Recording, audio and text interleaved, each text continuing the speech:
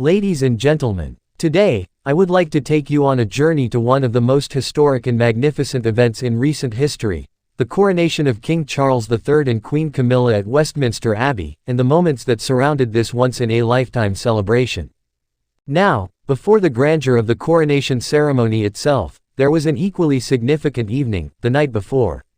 A night of elegance, diplomacy, and unity. On that evening, Buckingham Palace opened its grand doors to host an exclusive reception.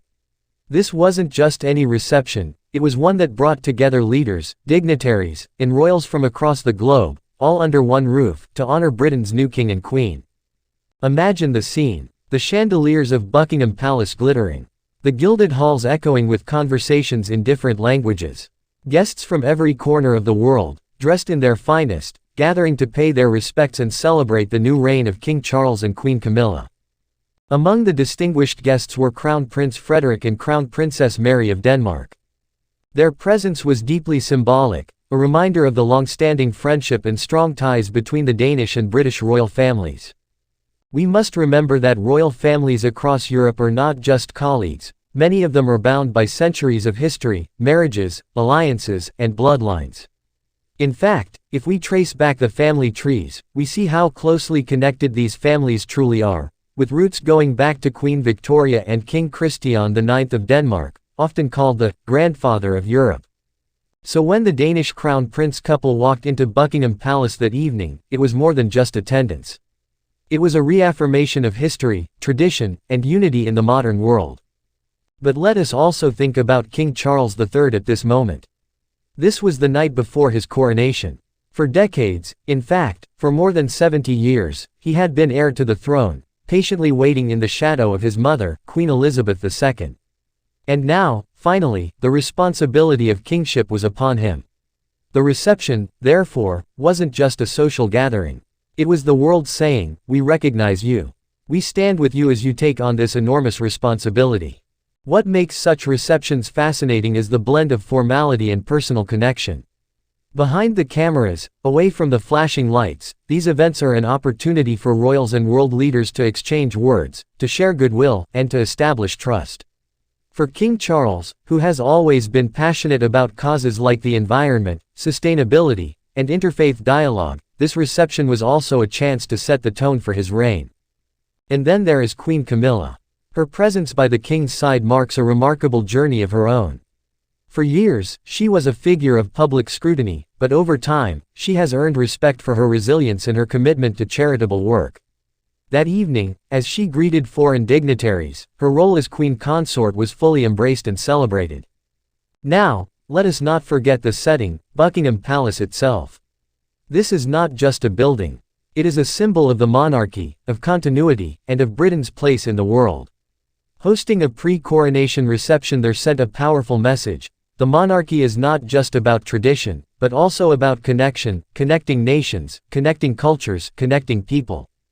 Ladies and gentlemen, if we look deeper, such moments remind us that monarchy in today's age is not just about crowns and ceremonies. It is about diplomacy. It is about soft power. It is about the ability to bring people together at times when unity is more important than ever. The reception was also attended by other royal families and world leaders. Each handshake, each conversation, carried significance. Behind the scenes, these are moments where relationships are strengthened, where trust is built. This is the art of monarchy, to represent continuity, stability, and respect on the global stage. Now, let us pause and reflect on the coronation itself, which followed the very next day at Westminster Abbey. This was the first coronation in the United Kingdom in over 70 years, since Queen Elizabeth II in 1953. That is more than a lifetime for many of us. The coronation brought together centuries of tradition, the sacred rituals, the oaths, the music, but it was also an event that spoke to the present and the future. King Charles's coronation was unique in many ways. It reflected his personality and his causes. The ceremony, though rooted in deep Christian tradition, also gave recognition to other faiths, signaling his desire to be a king for all people in a diverse and modern Britain. This blending of tradition and inclusivity is exactly what defines Charles as a monarch. And when we connect this back to the night before, the reception at Buckingham Palace, we see the same theme, tradition meeting the modern world. Royals meeting diplomats. History meeting the present. Let me also add here, that the Danish Crown Prince couple's presence reminds us of the enduring bond between Denmark and the United Kingdom. These two royal families have shared generations of friendship. During World War II, Denmark looked to Britain for support. In modern times, they continue to work together on issues like climate change, trade, and culture. Seeing them at Buckingham Palace wasn't just about royal pageantry, it was about reaffirming those bonds. So, my friends, what lessons can we take from this extraordinary gathering? First, that tradition still has power. In a world that moves so quickly, where technology and politics change every day, traditions like coronations remind us of our roots. Second, that leadership is about connection. King Charles, Queen Camilla, and the many royals and leaders at Buckingham Palace that evening showed us that leadership is not just about ruling, it is about serving, about uniting, and about building trust. And third, that history continues to live through us. The ties between Britain and Denmark, the coronation rituals, the gathering of leaders, these are not things of the past. They continue to shape our world today.